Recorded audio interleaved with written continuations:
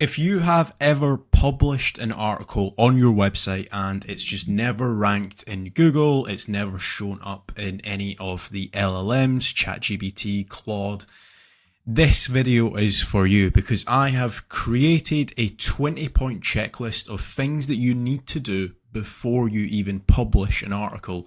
Now, a lot of these things you can obviously go back into certain articles on your website or certain web pages on your website and do what I like to call progressive optimization. Now, the reason why progressive optimization is really important is because a lot of the time, like maybe 9 times out of 10, when you publish an article on your website, it is not going to be perfect. So what you should have in mind, or the mindset that you should actually have, is instead of trying to get an article being 10 out of 10, you want to get it to like a 5 out of 10, click publish, and then do all of these things consistently, because that way you're telling Google you are consistently updating and also creating better and higher quality content. One thing as well, if you want access to this sheet, the link will be down below. What you want to do is click on File and then make a copy as well once you actually have it. That way you can actually click on all of the checkboxes and stuff like that, so it allows you to actually edit the sheet. So the number one thing is you want to pick a main topic, and what I mean by that is when you're doing your keyword research, in some cases there are multiple different variations of the same keyword, like SEO audit and SEO audits plural. You want to make certain that you're just going after the one on your website. Now, here's a couple different examples. As you can see, I've just searched for best credit cards UK. And if I actually go to page number 1 of the actual results, you'll see that you've got, if we scroll past the sponsored listings, we've got Money Saving Expert, which has got best credit cards November 2025. We've got Wise, and that's best UK credit cards for online shopping. All of the title tags are not exactly similar, but it matches the actual keyword that I have actually searched. Now, if we take a look at page number 4, right, so these are websites that are in the 40th position of Google. If we take a look at this, Tesco Bank, this has actually got club card credit cards. Now, this is just not relevant at all to what I am searching for. Again, this goes back to picking a main topic and also sticking to that main topic as well. So if we take a look here, then we've got check search intent. So search your main keyword on Google.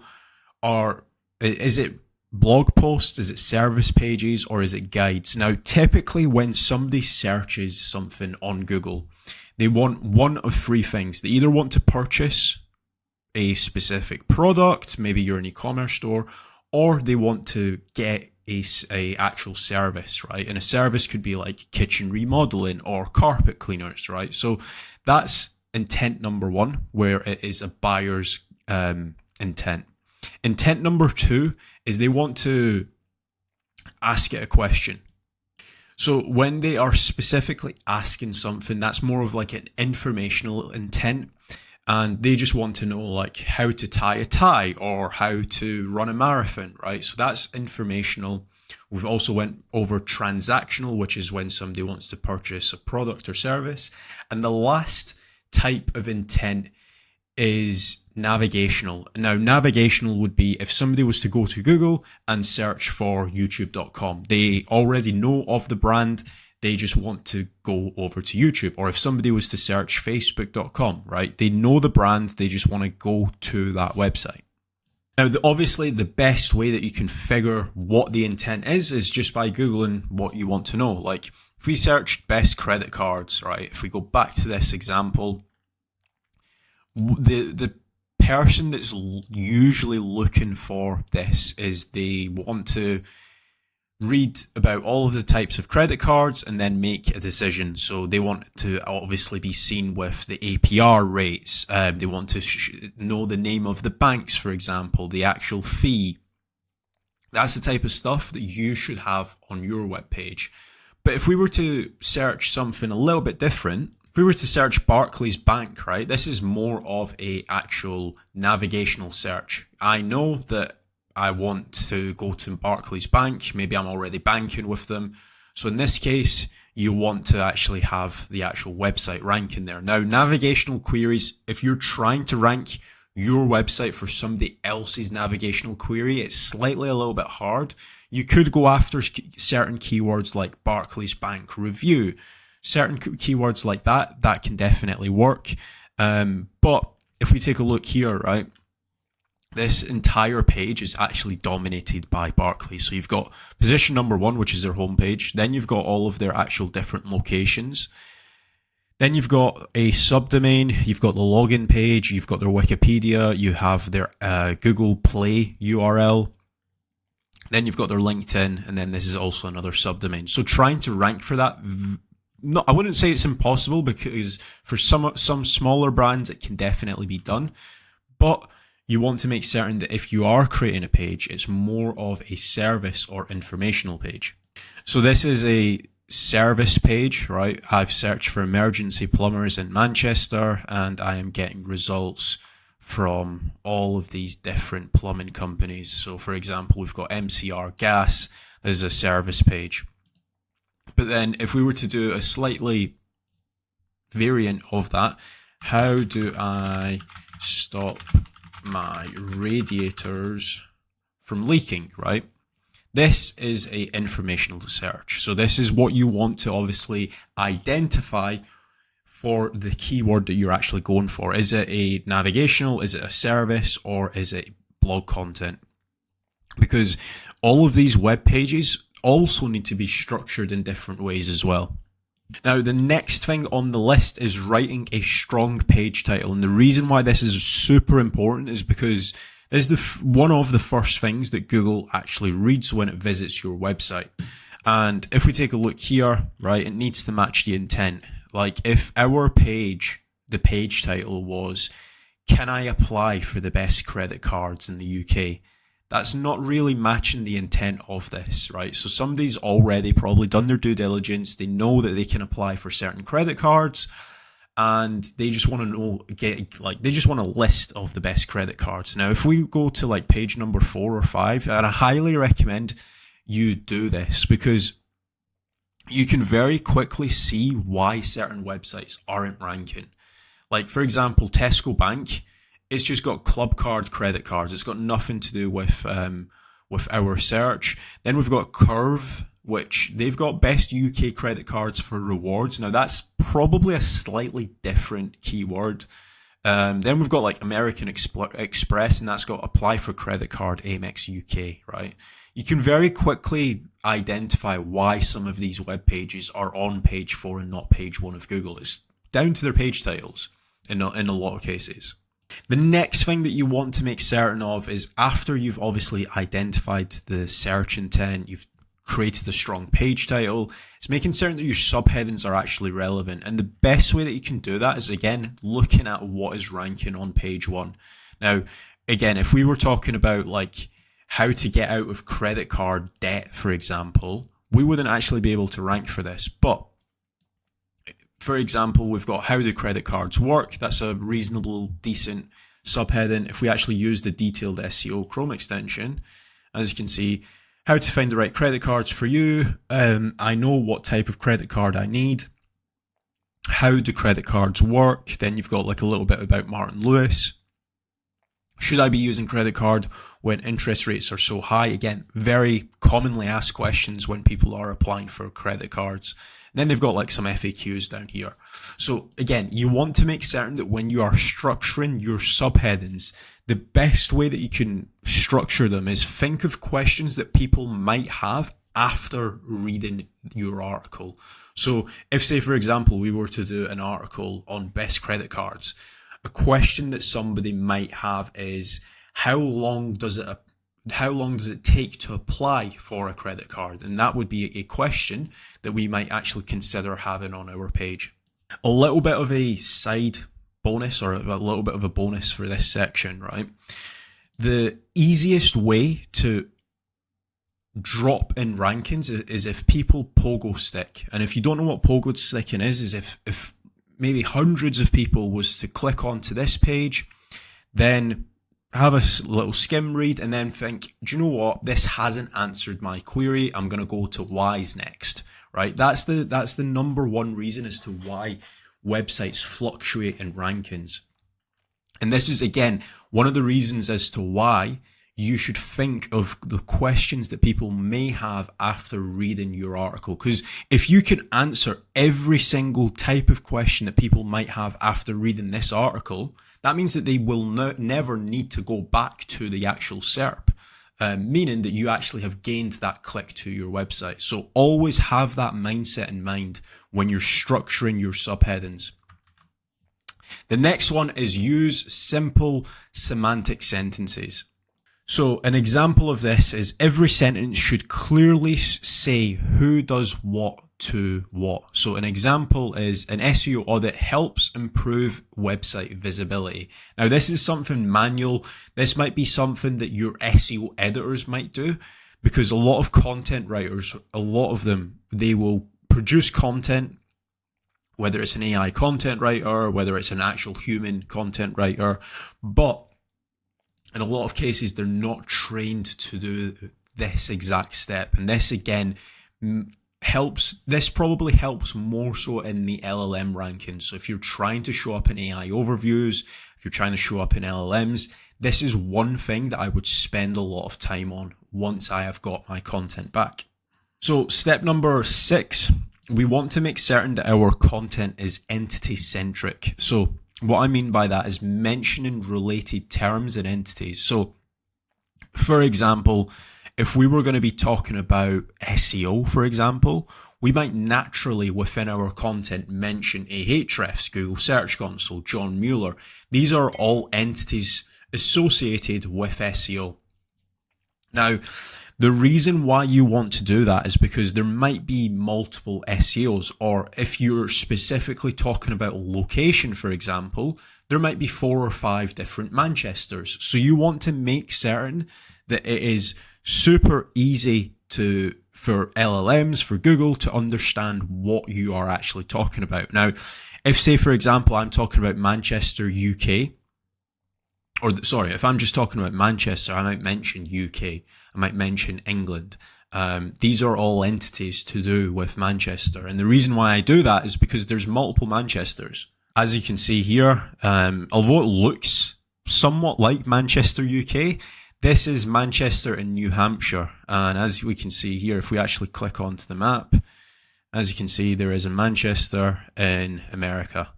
Now, this is new knowledge to me as well, because I thought that there was only one Manchester, but there's actually multiple different Manchesters. So again, going back to what I was saying before, if we were trying to rank like a local business for Manchester plumbers, you want to make certain that you are also creating content that is associated, or the entities are associated with the Manchester in New Hampshire or the Manchester in England, right? So then we have got step number 7, and that is adding internal links. Now, one thing that I will say is I have mentioned link to 2 to 4 other pages on your website. Take that with a grain of salt, because in some cases, if you're using, or if you've got a bigger website, you might have 25 internal links, you might have 10 internal links, you might have 50 internal links, right? If you've got a relatively small website, a local SEO website, like a local business, you're a plumber, you're a cleaner, 2 to 4 is probably the sweet spot, but take that with a pinch of salt, because you might end up expanding into 4 or 5 different towns and cities, surrounding areas. And in that case, you might need more internal links. So this is just a ballpark figure. Take it with a pinch of salt. Every website does depend on how many pages it's got, how many blog articles it's got, how many services, how many locations, etc.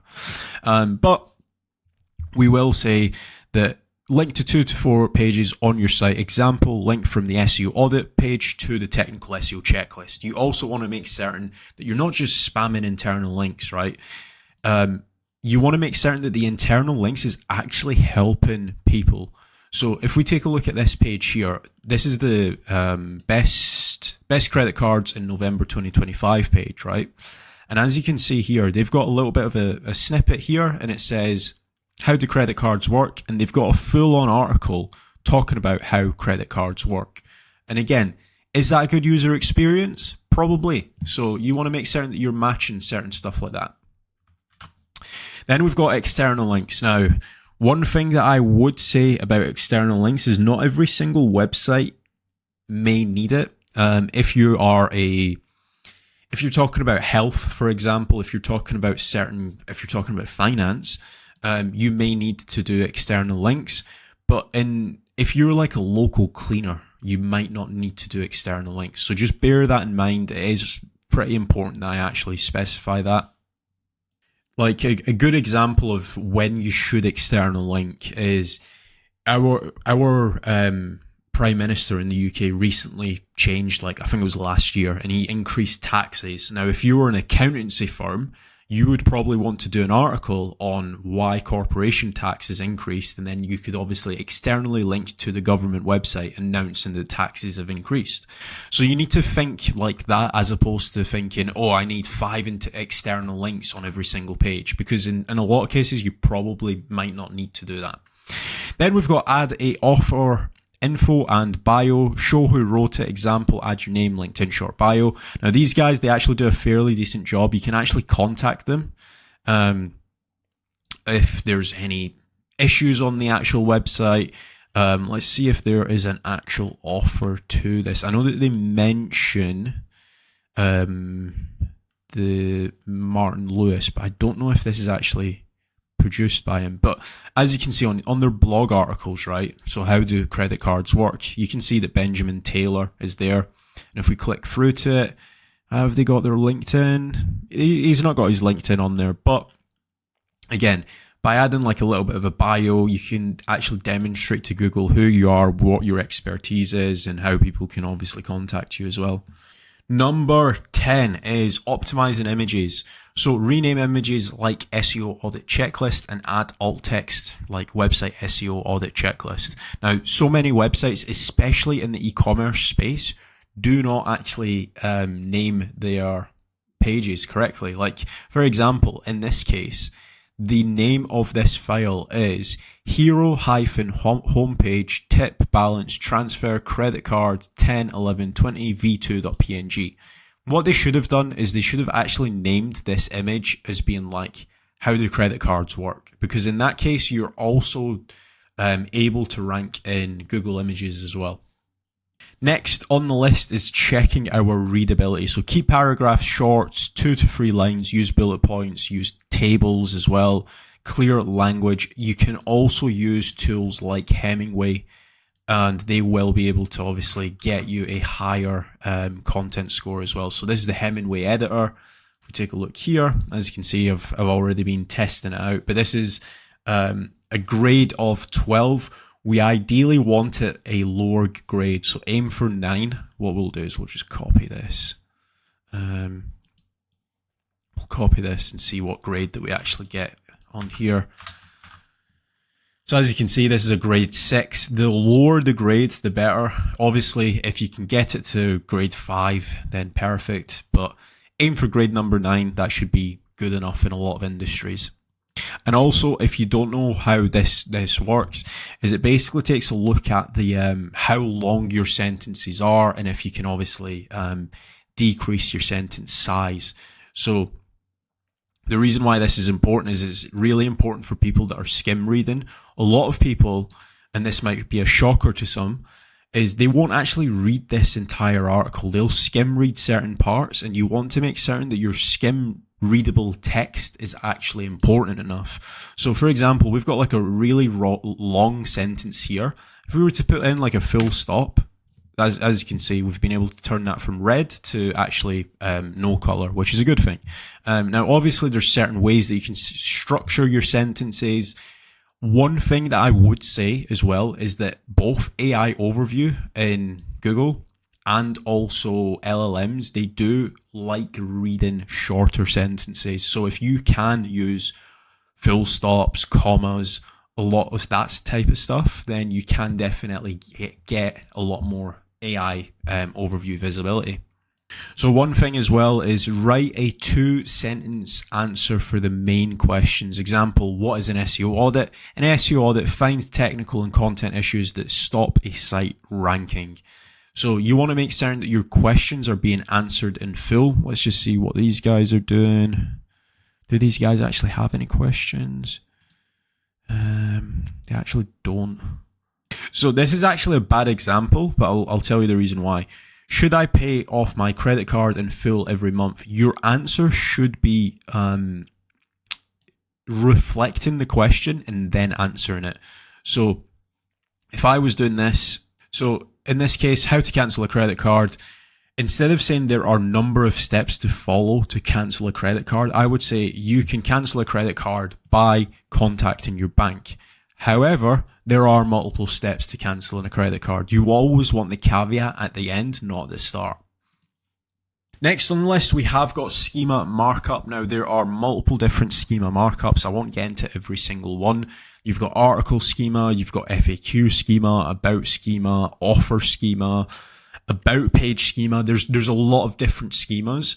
If you want me to do a separate video on schema, let me know, because that probably deserves its own video. It is a little bit more boring stuff. It's not like checklisty and it's not cool, but it's one of the things that does push the needle a lot. Then we've got tests for local or geo relevance. So if targeting a country or city, mention it naturally. Example, SEO audit tips for UK websites. Now again, going back to what I was saying before, you want to make certain that you are naturally including Manchester in your page, or if it's the one in New Hampshire, or if it's the one in the UK as well. Because if you don't, then that can cause a little bit of confusion for Google and AI as well. Another thing that you want to do is replace old dates, stats, or screenshots before you publish. Now, if, say, for example, I mean, this is prime example, right? A lot of people have done SEO checklist for 2025, SEO checklist 2025. And as you can see, the complete SEO checklist for 2025, and we are, as of recording this right now, it's the November 6th. What you want to make certain that you actually do is when you are republishing this for 2026, you want to make certain that your infographics is reflecting the correct thing. So as you can see here, this is an infographic and it's got 2024. So you can clearly tell that this website has not actually updated it at all. They've just published or redone the actual date. I would take some time and make certain that if I do have any images, infographics and stuff like that, the date is actually accurate to 2026 or 2025. Next on the list is add a clear call to action. CTA, tell readers what to do next. Example, book a free SEO audit today, whatever the case is. So many websites I still see not doing that. So if we take a look at this, for example, this is a, let me see if I can find a carpet cleaning website.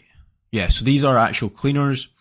Now, a lot of people, they will produce blog content. This was the first search that I done, right? How to remove red wine from carpet 2025. I'm not sure why they've put the date in, because removing red wine is the same. It doesn't matter if you're doing it in 2024 or 2025, but that's beyond the point. But as you can see here, they've got a super decent article on how to remove red wine from carpet, but they just don't have any call to actions. I would actually have like a button here saying like, hey, if you want to hire experts, just book in or phone us.